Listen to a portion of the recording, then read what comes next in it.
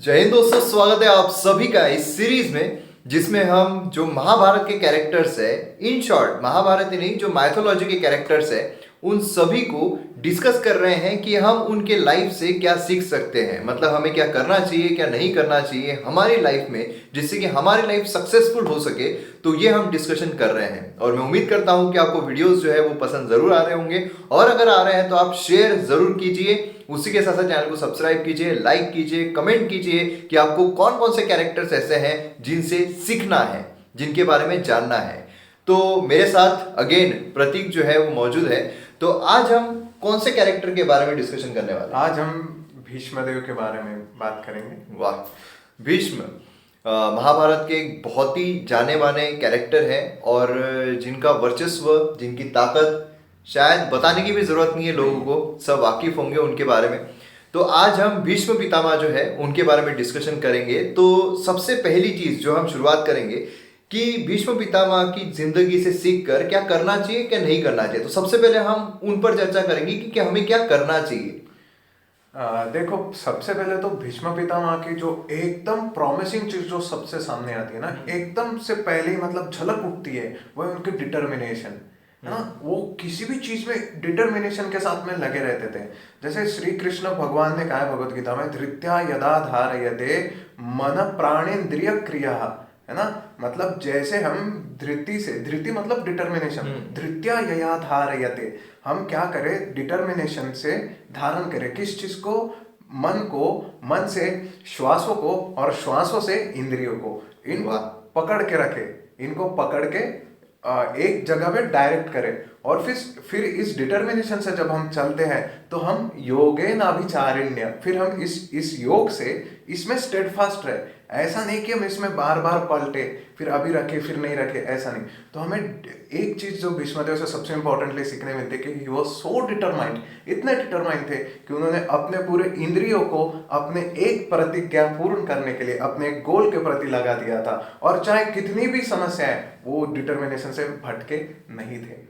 और अगर हम रियल लाइफ पर्सपेक्टिव से देखें तो ऐसा हो सकता है कि हम लोग बहुत ज्यादा डिटरमाइंड नहीं होते हैं क्योंकि डिस्ट्रैक्शन इतने ज्यादा हो गए हैं। हमारी भी ऐसी गलती नहीं है। अब उन्होंने ऐप बनाया, ऐप बनाने वालों की गलती है। जो गेम जिन्होंने बनाया उनकी गलती है। मोबाइल बनाने वालों की गलती है, क्यों हमारे हाथ में मोबाइल दे दिया।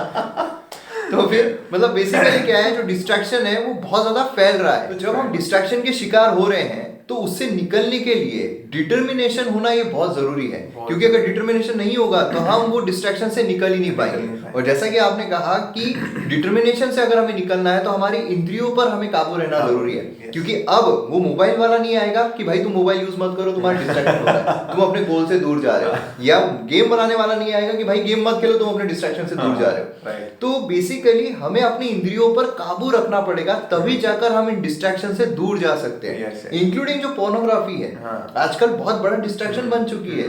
मतलब हाल ही में मैंने अभी एक न्यूज पढ़ रहा था, उसमें मैंने सुना कि 97 जो वक्त है हमारा, 97% जो वक्त है वो हम पोर्नोग्राफी में बिता रहे हैं। राइट। तो मतलब कितना बड़ा डिस्ट्रैक्शन वो देखने को मिल रहा है। उससे हासिल क्या होने वाला है? कुछ नहीं, कुछ हासिल नहीं वाला है। हम हमारे गोल से दूर जा रहे हैं। अब बहुत सारे एस्पिरेंट्स को या जो बहुत सारे लोग हैं उनको ये भी होता है कि हमारा गोल तो बड़ा है, लेकिन ये डिस्ट्रैक्शन से बचे कैसे? ये हावी हो चुके हैं।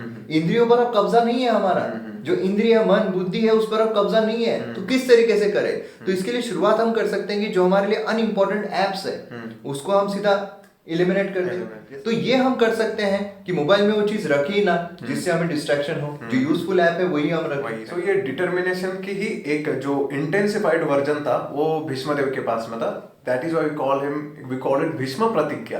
भीष्म प्रतिज्ञा मतलब प्रतिज्ञा का जो थोड़ा सा लोअर इंटेंसिफाइड फॉर्म होता है वो संकल्प होता है। जैसे हम भगवान की पूजा में भी संकल्प के साथ में अर्पण करते हैं कुछ, संकल्पेन समर्पितम तव विभो पूजा ग्रहण प्रभो, हम बोलते हैं उसमें। क्यों? क्योंकि संकल्प के साथ जब हम करते हैं तब माइंड को एक डायरेक्शन मिल जाता है। हमने क्या कर रखा है कि माइंड को ऑटोमेटिक मोड पे डाल दिया। हम माइंड को इंस्ट्रक्शंस नहीं दे रहे। हम जब माइंड को इंस्ट्रक्शन देना स्टार्ट करेंगे, दैट इज संकल्प। हमें ये मालूम होना चाहिए कि अगला घंटा मैं ये एक काम करने वाला हूँ, और माइंड को शार्प इंस्ट्रक्शंस होने चाहिए कि ये एक घंटा सिर्फ मुझे ये इसी काम पे फोकस करना है। जैसे आने वाला आधा घंटा है, इस आधा घंटा मैं डिसाइड कर लूँ, निर्धारित कर लूँ और अपने मन को इंस्ट्रक्शन दूँ। तो मन को ये धीरे धीरे आदत पड़ जाएगी कि आई एम यहाँ पे कोई मेरे से ऊपर है एंड ही इज, वो इंस्ट्रक्शन देगा तब मैं वो करूंगा। नहीं तो क्या हो रहा है, मन में 1700 विचार चल रहे हैं और इतने सारे चैनल, कहीं सोनी, कहीं जी टीवी, कभी कुछ कुछ चल रहा है, कहीं भी यूट्यूब चल रहा है। तो ये सब हम एक जगह पे फोकस नहीं है। तो फिर जब हम मन को संकल्प से एकत्रित करते हैं, उसको मालूम पड़ जाता है कि हाँ एक आने वाला समय जो है मुझे ये इसी काम पर फोकस करना है। और वैसे ही फिर हमारी इंद्रियों को, आंखों को उसमें गड़ा दें, फिर आंख के साथ मन और बाकी चीजें फॉलो करती है, प्राण वगैरह। तो बिल्कुल। तो मतलब हम ऐसा भी एक इससे निकाल सकते हैं कि अगर हम इवेल्युएट करने लगे हमारे वक्त को, तो हमें भी पता चलेगा कि हम टाइम पास कहाँ पर कर रहे हैं। क्योंकि बहुत सारे लोगों अगर हम पूछे कि भाई आज दिन भर में क्या किया, कुछ नहीं। क्यों ऐसा कुछ नहीं निकलता है? हमें पता रहना चाहिए कि आज के टाइम पर क्या निकला है आउटपुट, और वो आउटपुट कब पता चलेगा। क्यों हम बोलते हैं कि पता नहीं क्या निकला, क्योंकि हमने डिटरमाइन ही नहीं किया है कुछ कि क्या करना है। जैसे मैंने मयूर सर की एक वीडियो देखी थी, उसमें वो बोल रहे थे कि आप पढ़ने बैठ जाओ तो सिलेबस देखे बिना, तो आप सिलेबस पे पहले रिजॉल्व तो कर लो कि मुझे ये पढ़ना है, otherwise you will keep drifting और आपका टाइम वेस्ट हो जाएगा। बिल्कुल सही बात है। तो अगर हम इवेल्युएट पहले कर लेते हैं कि हमें ये टाइम पर क्या करना है, तब जाकर हम बता पाएंगे कि यार जो हमने सोचा था वो कर पाए या नहीं कर पाए।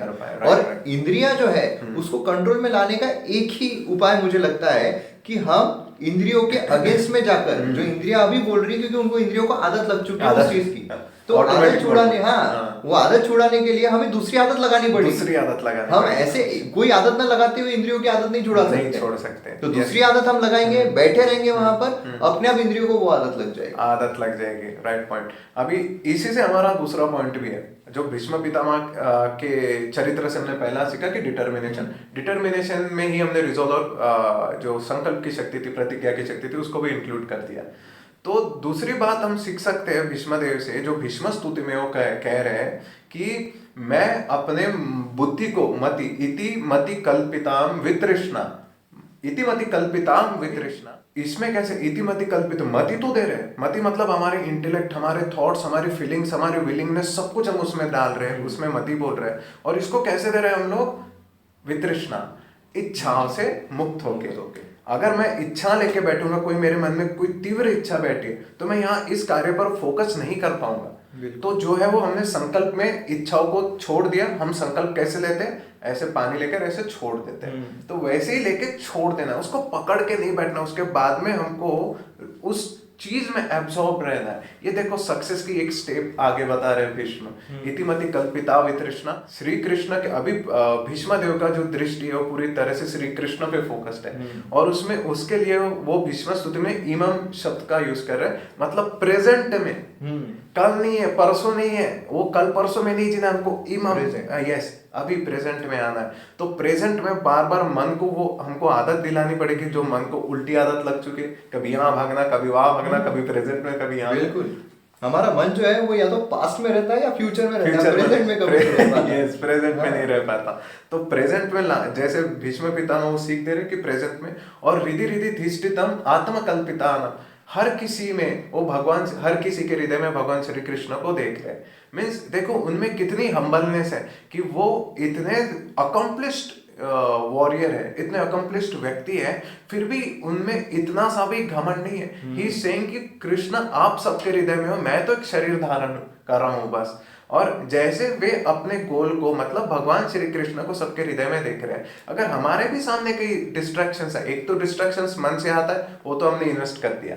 बाहर से डिस्ट्रैक्शन आए, ये चलना भाई चाय पी लेते हैं, चलना भाई मूवी आई मूवी देखने चलते हैं, तो उसके हृदय में भी अपने गोल को देखना चाहिए, तब भी हमें अपने गोल का ही स्मरण होना चाहिए। बिल्कुल। तो ये जब हमारे मन को आदत डालते हैं हम, तो उसके बाद में फिर जो कंसंट्रेशन है वो हमारा एब्सॉर्प्शन में बदल जाता है। समाधि गतोस्मि विदुता भेद मोहा।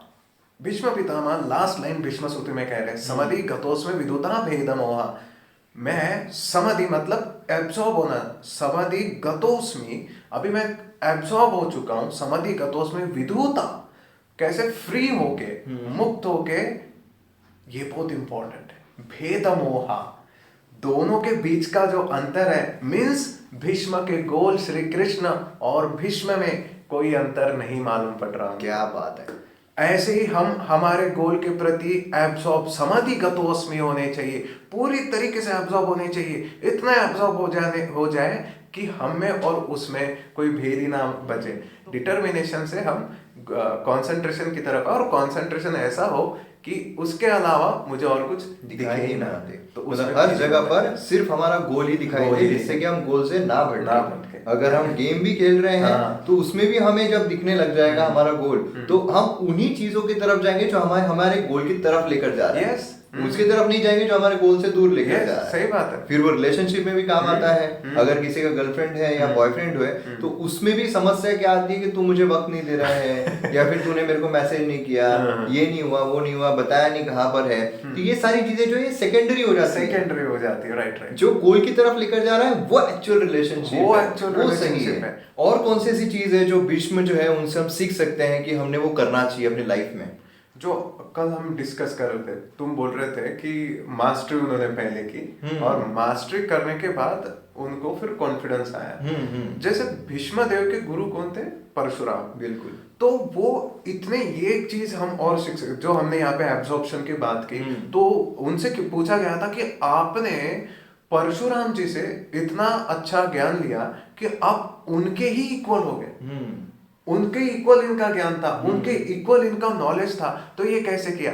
तो भीष्म जी कहते थे कि मेरे कान आंख में पूरी तरीके से खोल के सुनता था और खोल के देखता था। बिल्कुल। पूरा तरीके से वो जागरूक रहते थे, पूरी तरीके से वो उस समय में रहते थे, उस प्रेजेंट मोमेंट में रहते थे। जब परशुराम जी उनको ज्ञान की शिक्षा दे रहे होते थे तो he was all years and all eyes. मतलब बेसिकली उन्होंने अपनी जो इंद्रियां है उनको खोल कर रखा था ग्रहण करने के लिए। ओपन करके रखा था। ही वॉज टोटली ओपन उस समय। एंड प्रैक्टिस भी उन्होंने बहुत की होगी उस चीज की। प्रैक्टिस भी बहुत की होगी। और तब जाके उनको कॉन्फिडेंस आया खुद पर, तब जाके उनका ये बोलना था कि कोई भी मेरे अगर सामने आता है तो मैं उसको हरा सकता। तो वो कॉन्फिडेंस कहाँ से आया कि चाहे कुछ हो जाए, कोई भी मेरे सामने रहे, मेरा AIR 1 आना ही है। ये कैसे आ सकता है? जब उतनी प्रैक्टिस हो, उतनी मास्टरी हो। और जैसे बहुत सारे कोट्स आते हैं इसके ऊपर, है ना, कि जैसे मुझे उस इंसान से डर नहीं लगता है जिसने एक किक 10,000 किक की प्रैक्टिस एक बार की है, लेकिन मुझे उस इंसान से डर लगता है जिसने एक किक की प्रैक्टिस 10,000 बार की है, क्योंकि उसमें उसकी मास्टरी है। और हम क्या करते हैं, हम अक्सर जो डिस्ट्रैक्शंस है वो ले लेते हैं, वेरियस सोर्सेज जो है वो ले लेते हैं। जैसे अगर हम एस्पिरेंट्स की बात करें तो वेरियस सोर्सेज से एक बार पढ़ते हैं, रादर देन एक सोर्स लेके अगर उसी को बार बार पढ़ेंगे तो मास्टरी जरूर होगी और कॉन्फिडेंस जो है वो भी बिल्डअप होगा। कॉन्फिडेंस होगा तो आपको कौन हरा सकता? कोई नहीं हरा सकता। बिल्कुल, कॉन्फिडेंस है तो कोई नहीं। और हमारे सामने अगर गुरु भी होता है, हमारे सामने लेसन चल रहा है, सब कुछ है, बुक किताब भी खुली है, लेकिन हमारे कान और आंख बंद है। बिल्कुल वो कोई किसी और चीज में लगे, तो वी शुड बी ओपन। ऐसा नहीं होना चाहिए कि हाँ ये तो इससे अच्छा मैं जानता हूँ, हाँ ये तो मैं इससे अच्छा बोल सकता हूँ। नहीं, अभी आप गुरु के सामने बैठे हैं ना, तो आप पूरी तरीके से शांत होके ओपन होके बैठ जाए। तो मतलब इन शॉर्ट अगर हमको कंक्लूड करना है कि हमें क्या करना चाहिए, तो उसमें सबसे पहली चीज तो ये है कि हमें मास्टरी करनी है ना। और मास्टरी अगर हमें करनी है, अचीव करना है, तो उसके लिए हमें डेडिकेटेड रहना बहुत जरूरी है, डिटर्मिनेशन रहना बहुत जरूरी है। और उसके लिए हमें हमारी जो इंद्रियां है उन पर कंट्रोल रहना जरूरी है, मन पर कंट्रोल रहना जरूरी है। ये अगर हम प्रॉपरली फॉलो करते हैं तो हम कोई भी चीज को अचीव कर सकते हैं और हमारा कॉन्फिडेंस लेवल जो है वो भी हमेशा हाई रहेगा। अब ज्यादा तो नहीं है, लेकिन फिर भी थोड़ी बहुत ऐसी चीजें जो है वो तो हमें यहाँ पर एनालाइज करना ही पड़ेगा कि उनके लाइफ से सीखकर हमें क्या नहीं करना चाहिए। तो अभी हम उन पर बात करते हैं। सबसे पहले तो वैसे तो भीष्मदेव के पास तो जितनी लेनी चाहिए वाली चीजें ज्यादा है, लेकिन इन स्पाइट ऑफ दिस एक चीज थी, he didn't change with time, है ना।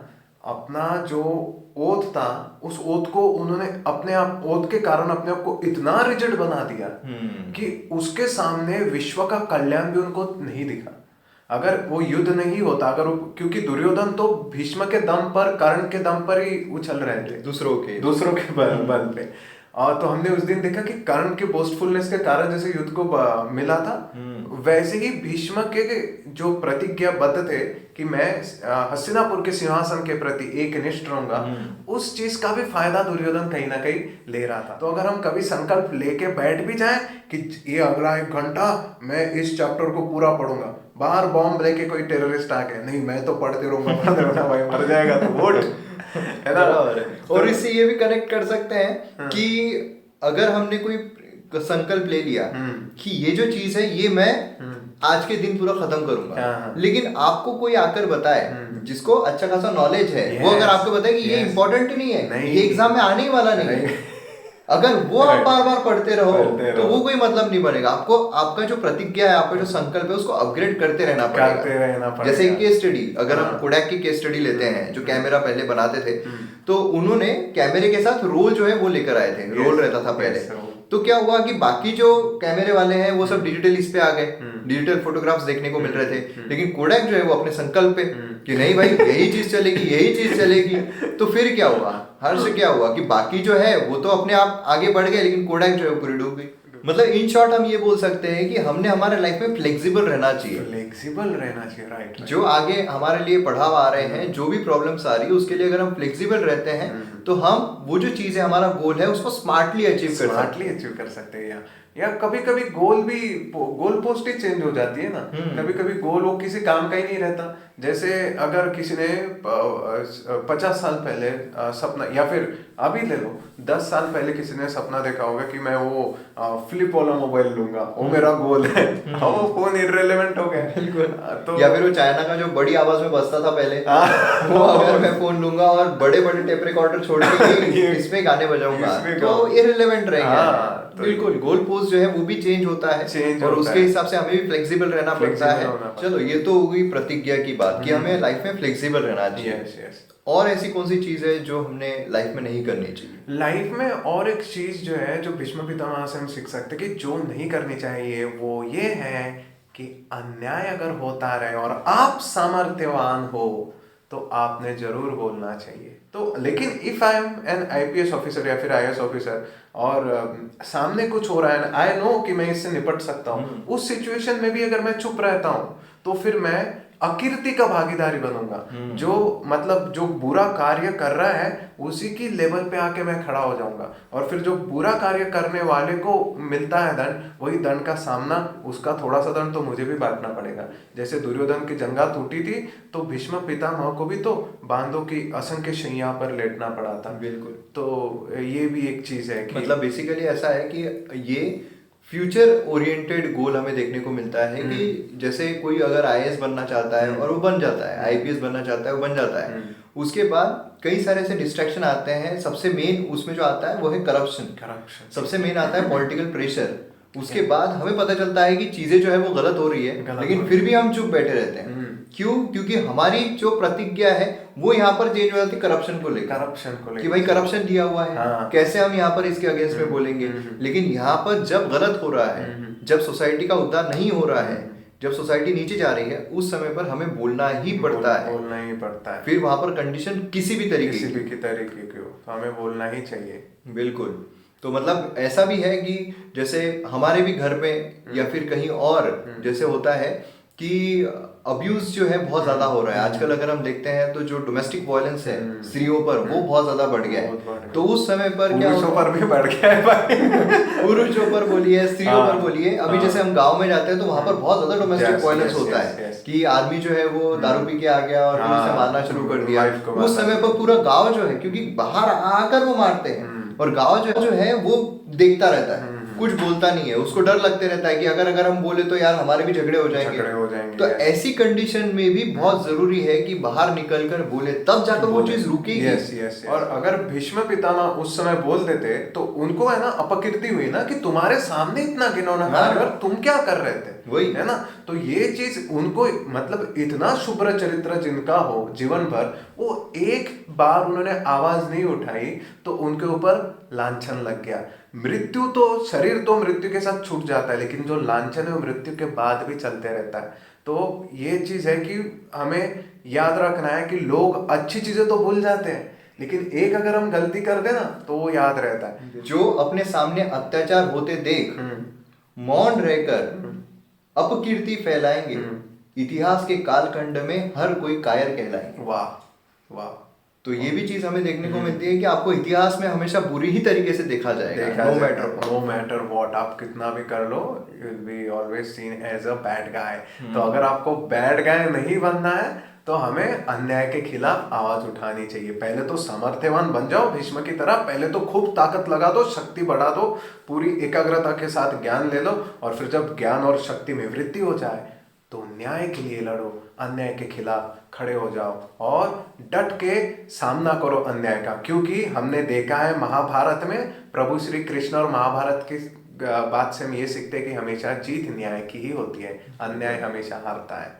तो इस तरीके से हमें जो भीष्म पितामह है उनसे बहुत कुछ चीजें सीखने को मिलती है, और उसका ये तो एक छोटा सा क्रक्स है जो हमने यहाँ पर निकाला है कि क्या क्या चीजें हमें करनी चाहिए और क्या नहीं करनी चाहिए। तो मैं उम्मीद करता हूँ कि आपको ये वीडियो पसंद आया होगा, और पसंद आया है तो लोगों तक जरूर शेयर कीजिए, और कमेंट सेक्शन में जरूर बताइए कि आपको और कौन सी ऐसी कैरेक्टर्स है जिनसे सीखने की उम्मीद है या फिर आप जिनसे सीखना चाहते हो। तो मिलते हैं हम अगले वीडियो में। जय हिंद।